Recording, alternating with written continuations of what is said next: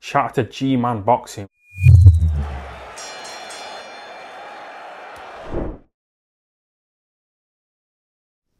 Alright, so Kerman Lejarrga knocks Jack Flatley clean out cold in the ninth round in what was a fairly dominant performance. There was a few little lapses of defense from Lejarrga in there, but for the most part, I think that I saw some improvement certainly there, certainly from his last two fights. I think it was a Jez Smith he fought back in April, but that was a real up and down fight, and in many ways he was lucky not to get stopped in that fight because he was down early on from uppercuts, and he was hurt badly in that fight. The stoppage in that fight was horrific. And then he fought that French guy back a few months ago, and that was a very competitive fight the whole way through. It was even Steven, ended on a technical decision. So going in here against Jack Flatley tonight, it was like, well, let's see if there are any improvements. Now, defense for Lejarrga is still a little bit too leaky for my liking. It seemed as though whenever Flatley, although he didn't have much on the shots, whenever he would open up, get inside, let some right hands go, let some uppercuts specifically. And that was the shot actually that he had a lot of trouble with Lejarrga against Jez Smith. And again, he was able to get hit by a couple of uppercuts by Flatley in this fight. So he really needs to tighten that defense up. Because even under, I think, his left eye, there was a bit of swelling underneath there. So I think Lejarrga, his defense is something that they really need to work on, because he does get hit a little bit too much for my liking. And although it makes for compelling viewing, it's not good if you're going to try and prolong your career. It has to be said.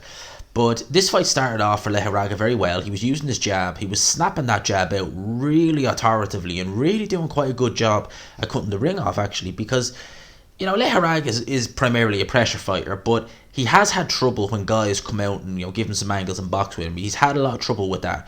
You'll see against Frankie Gavin. Although Frankie Gavin should never have been fighting him, and that was back down at welterweight, Frank Gavin was able to, outbox Kerman Lejarrga for parts in that fight until obviously he got, slowed down with body shots. So he's always had a little bit of trouble, but he definitely showed a little bit better ability of pressuring, a little bit better cutting off the ring, an authoritative jab. He actually dropped Flatley with a jab towards the back end of the first round. It's very rare you see that, but to me it shows the heavy-handedness of Lejarrga, and it was a very stiff, hard jab that went through the guard, landed bang on the chin of Jack Flatley. He went down. And, it wasn't like he took a knee. He went down. And you're looking at it. Now, it did look a hard jab, to be fair. It did. But very seldom you see people get dropped with jabs. Certainly, obviously, you might see them get dropped by a jab if they're, looking to get out of the fight or quit or something like that. Yeah, they might just decide, oh, that jab was too hard, I'll fall down.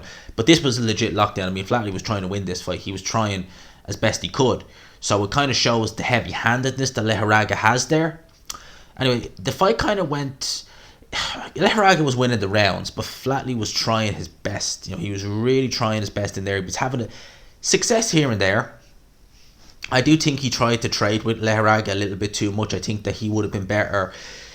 To be honest, he would have been probably better getting on his bike and trying to frustrate him, because we've seen that's when Lejarrga tends to make mistakes. And I think the corner were banking a little bit too much on Lejarrga tiring, because he has tired a little bit at times in fights, but it didn't seem like this was going to be the case. It seemed like he was able to fight, at a decent pace the whole way through.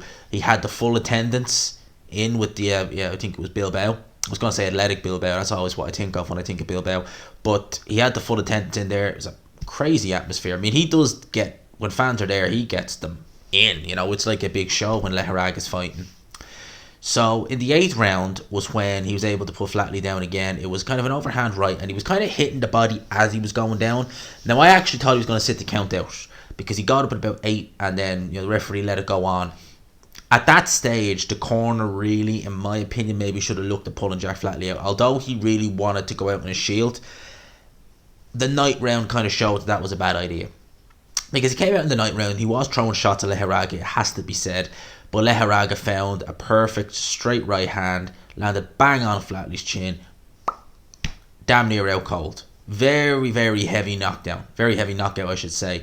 Lejarrga knew what was going on. He paused the celebration. They put Flatley in the recovery position. Not nice. Not nice, it has to be said, when you see that. And I do wonder if they had pulled him out. Well, it wouldn't have happened, but I do wonder if the corner really should have pulled him out after that round, because he was losing this fight clearly. He was taking a beating. His face was bashed up. Lejarrga wasn't slowing down. Flatley wasn't able to put a dent in him. And I do wonder if you're better off saving your fighter in that sense, because you just need to look and just think, look, I know you want to go out in your shield. I know it's a once in a lifetime shot. It's a European title, all that, but you're not going to win this fight. And you could say it's a moral victory for yourself, but that's why the corner are there to pull you out when you need saving from yourself. And I think that was really what should have happened after that 8th round, personally, in my opinion. Lejarrga, there was a lot of mention of Troy Williamson, which would be a good fight. I would, honestly, I don't know who I'd pick in that fight, because I'll tell you why. Williamson can punch. He can punch, and he can punch very, very hard. He's more explosive, I think, than most of the guys Lejarrga's faced. Very explosive. Ask Ted Cheeseman. Ask that, was a Kieran Smith guy. Troy Williamson is explosive as hell. And I think that the lacking of defense, the lacking of a solid defense from Lejarrga will pose Lejarrga a lot of problems, because he's been down by people. Avanesian is a good puncher. He is. Jess Smith, I don't think, is on the same level of puncher as Troy Williamson. He was able to drop Lejarrga heavily. You don't think Williams can do that? He definitely can. He definitely can. He's accurate as well. So that fight there, if that happens, oh boy, I don't know who I'd pick in that fight. I might even favour Williamson, to be honest with you, just because the defense of Lejarrga is so lacking, and Williamson can punch. I think that would pose Lejarrga problems. I think that the leaky defense and the puncher power of Williamson would lead him to victory. Now, he may move on, who knows? Just try and go for world honours. Who knows? Spanish boxing's in a very good place at the minute. Lejarrga is just... The fans were cheering non-stop. Sandor Martin done some good work against Mikey Garcia. Kiko Martinez winning the world title again. Sergio Martinez is on the comeback, but that's not really going to go anywhere, no offense. And also Sergio Garcia, I should say, is fighting the Fundora guy, the big, tall 154 pounder. Sergio Garcia should win that fight, seriously. I know he's the underdog, but I think there's money to be made there. So if anyone's listening to this video, got this far into it, are looking to make some money, I would advise, now although I'm not a betting man myself, but if someone gave me 15 quid and said throw a bet on, I'd be betting on Sergio Garcia to win on points this weekend, because I'm sure he's the underdog. That's on the Gervonta Davis card, and Garcia should win that fight. He really should. And if he is the underdog, it might be worth sticking a bit of money on him. But Spanish boxing's in a very good place. It really is. There's a lot of good fighters coming up, and I hope that they can build on this, because I really don't care where we get the good fighters from, as long as we're getting good fighters in the sport of boxing. They could be from Timbuktu for all I care.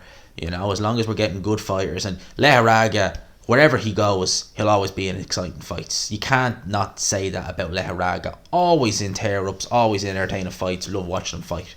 That's my thoughts on this. Let me know yours in the comment section. Smash the like button if you could. Subscribe if you haven't already. Hit the notification bell. Help get the channel noticed. If you all could, that would really help. For now, lads and lassies, peace.